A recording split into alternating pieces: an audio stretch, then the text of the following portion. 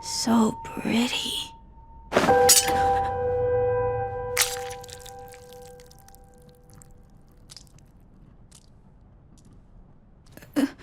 Do you want a sword, Thorfinn? A sword is a tool meant to kill. Why do you need it? Whose life do you intend to take? Had a couple of shooters caught a murder case. Fingerprints on the gun, they assuming, but witnesses couldn't prove it.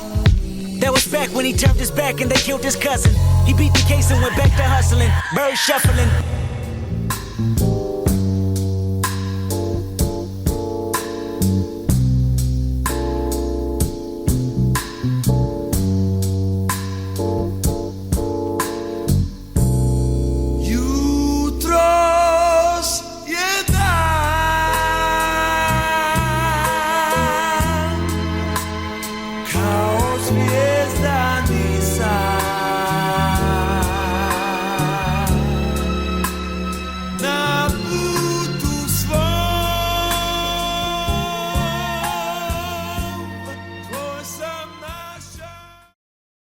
The show's not even over yet, but at this point, I think it's fair to say that Vinland Saga Season 2 is way better than Season 1. Vinland Saga is an anime that follows the life of Thorfinn, a young man who after the death of his father finds himself caught in the conflicts and battles of the Viking era and all of their hinga-dinga-dirtin antics.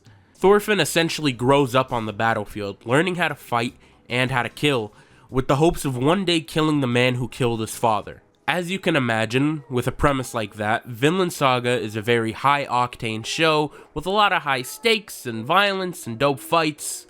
At least that's how it was in Season 1. See, in Season 2, pretty much all of those things are gone. And now you're probably wondering, if there's no violence, no fights, and no action, what makes the show compelling? And my answer to that would be that Vinland Saga Season 2 completely shifts the dynamic of a show in a way that I have never experienced in a story ever. What started out as a simple tale of revenge shifted to the story of a young man who is burdened and guilt-ridden by the crimes of his past and is trying to make amends and become a new person. The best way that I can put this was that the first season of Vinland Saga was just Thorfinn's story, but the second season of Vinland Saga is Thorfinn writing it himself.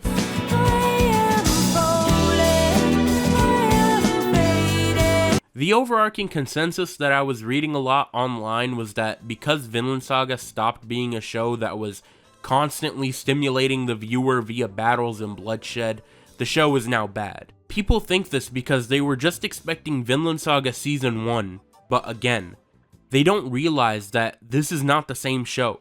The characters are different, the motivations are different, the environments are different. That's because the story and the characters went through development. I find it strange that a show of such high quality is receiving hate for just having good writing.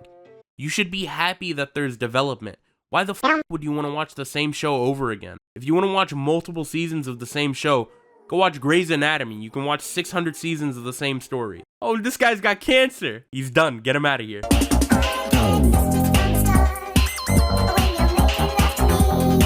The point I'm trying to make here is that stories need to go through change in order to grow. Nothing will advance if it's just the same, which is one of the reasons I think Vinland Saga Season 2 is so good, because the development that went into the story didn't just change the characters, it had a marked effect on the entire world of the show. And that in of itself is just a testament to how good the writing is as a whole. Season 1 and 2 of Vinland Saga are like night and day, and the only thing that really connects them at this point is Thorfinn. 俺たちは今日会ったばかりだ。あんた方は俺の敵じゃない。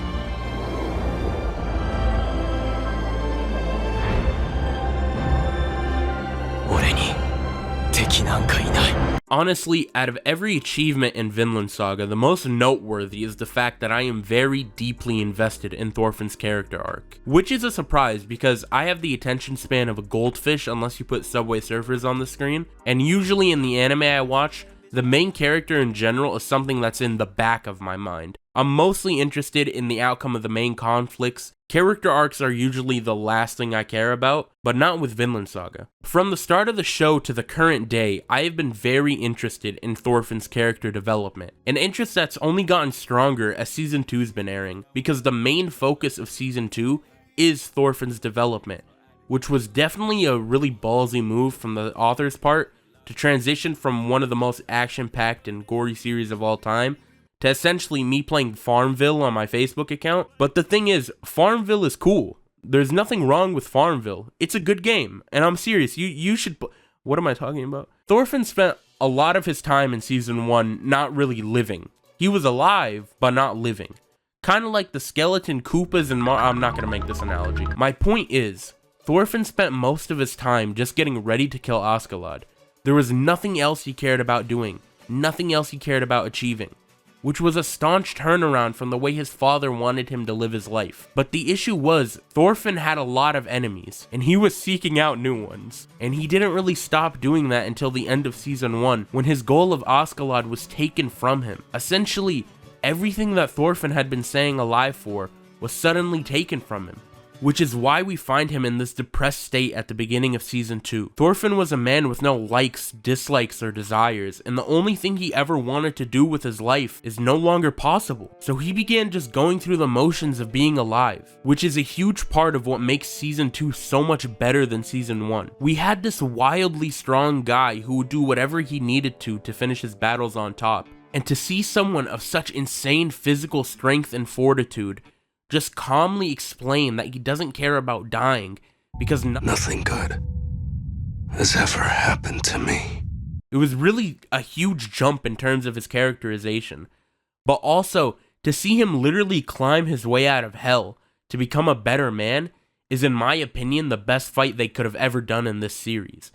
And it was all in the pursuit of creating a deeper and more well-done story. And regardless of if everyone liked it or not, that is absolutely what was achieved.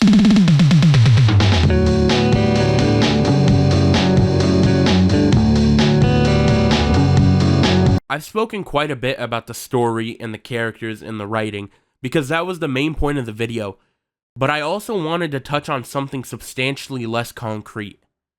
How the show makes me feel. When I watched Vinland Saga Season 1 for the first time, I was immediately hooked. The demonstration of Thor's kindness, while also showing that he can literally destroy anybody he fights against, really had me locked in, because that was the first time I've ever seen a character like Thor's. Then he did what every good parent does in an anime.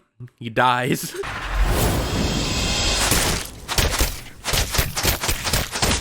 Thus creating the conflict for the entirety of Season 1. This little goofball's gotta get really strong and then kill this guy who killed his dad. Simple enough, revenge stories are not uncommon, but Vinland Saga was still able to make that simple story interesting by adding different subplots and themes that, yeah, I didn't understand until my third rewatch, but it was still interesting each time. My points here ultimately add up to this.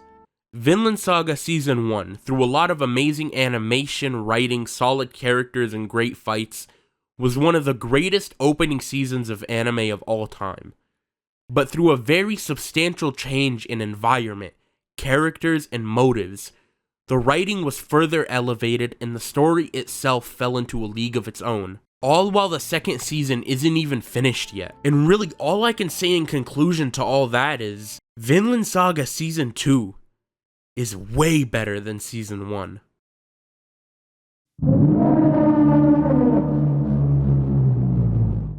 Am I using this mic or am I using this mic? Answer in the comments.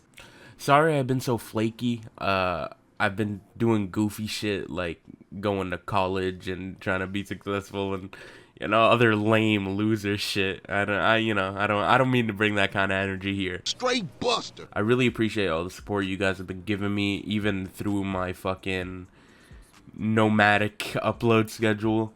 I really hope you guys enjoyed this video. I put a lot of time into it, and I hope you guys like it, comment on it, subscribe on it, share on it, Yelp.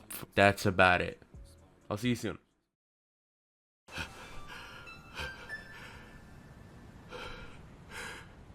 トールスの子ドルフィン、疑ってすまなかった。